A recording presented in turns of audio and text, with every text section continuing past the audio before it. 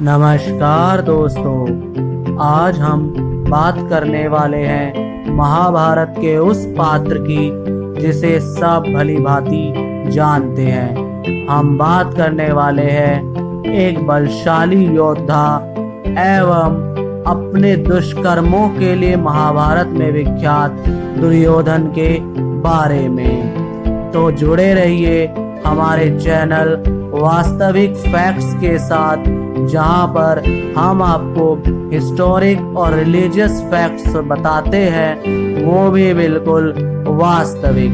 तो इस वीडियो में हम बात करेंगे कि कैसे महाभारत काल में जन्मे योद्धा सुयोधन कैसे बने दुर्योधन।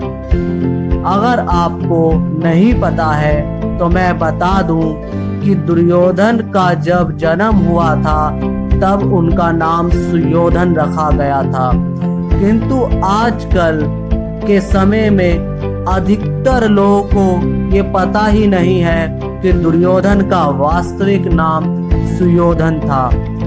अब सवाल ये उठता है कि जिसका नाम सुयोधन रखा गया वो आखिरकार दुर्योधन क्यों कहलाया।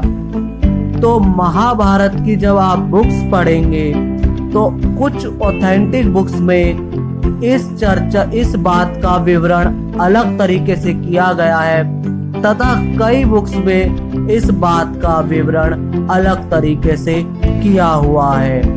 अगर कई ऑथेंटिक बुक्स की बात करें तो वहाँ बताते हैं कि दुर्योधन का बचपन का नाम सुयोधन था, लेकिन बड़े होते होते उसने इतने दुष्कर्म किए कि लोगों ने अपने आप ही उसे दुर्योधन कहना शुरू कर दिया। प्रजा सुयोधन के काम से इतनी दुखी थी कि उन्होंने अपने आप ही अपने राजकुमार सुयोधन को दुर्योधन कहना शुरू कर दिया था। किंतु हम बताते चले आपको कि इस तथ्य में ज्यादा विश्वास नहीं दिखता है। अगर हम कुछ और किताबों की बात करें जो पुराने काल में लिखी गई है तो वहाँ बताया जाता है कि सुयोधन बचपन से ही बहुत बलशाली था। वह एक अद्भुत गदाधारी था और यहाँ तक भी कहा जाता है कि महाभारत काल में सुयोधन से बड़ा गदाधारी कोई था ही नहीं। सुयोधन गदा में गुरु द्रोण से शिक्षा लिए थे और बाद में उन्होंने परम पूज्य बलराम जी से भी शिक्षा प्राप्त की थी। तो एक ऐसी ही कहानी बताई जाती है कि जब सुयोधन बलराम जी के शिष्य हुआ करते थे तो सुयोधन बलराम जी के सबसे प्रिय शिष्य थे और वह गधा का बहुत अभ्यास भी करते थे बलराम जी के साथ। तो एक ऐसी ही कथा है कि एक बार बलराम जी और सुयोधन दोनों गधा प्रतियोगिता का अभ्यास कर रहे थे। उस गधा युद्ध में जो अभ्यास के लिए हो रहा था, उस गधा युद्ध में उस दिन सुयोधन ने अपने गधा युद्ध के कौशल से बलराम जी को भी परास्त कर दिया था। हम पहले ही बताते चले, हम ये कतई नहीं कह रहे हैं कि बलराम जी या फिर बुक्स ये बिल्कुल नहीं कह रही है कि बलराम जी गधा कौशल में दुर्योधन से कम थे। हम ये कह रहे हैं या बुक्स का जो हम आपको बता रहे हैं, बुक्स की कथा यह कहती है कि उस दिन अभ्यास मैच में या फिर अभ्यास युद्ध में सुयोधन इतनी कुशलता से लड़ा कि उन्होंने बलराम जी को भी आश्चर्यचकित कर दिया। उनके इस कौशल को देखकर बलराम जी भी बहुत खुश हुए और उन्होंने कहा सुयोधन से कि हे पुत्र, इस पूरे महाभारत काल में, इस पूरे युग में तुमसे अच्छा गदाधारी कोई नहीं है।